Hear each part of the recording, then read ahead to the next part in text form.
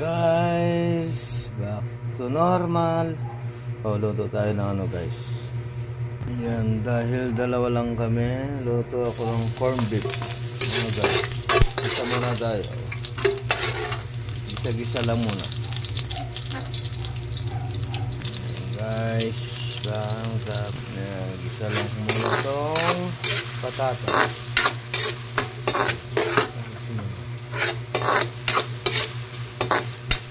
Yung kamatis guys, halu-haluin muna natin guys. Halo muna tayo.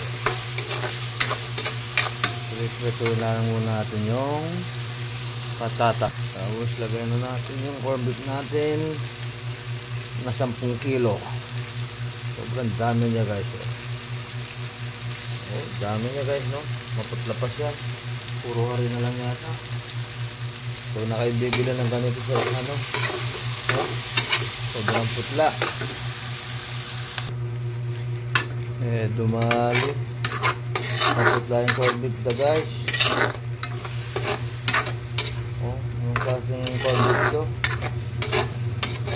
Manok ba to? Baka. Grabe ka, corned beef. Hindi ko na pangangalanan guys. Diyan na lang tayo guys, luto na rin. Thanks for watching guys.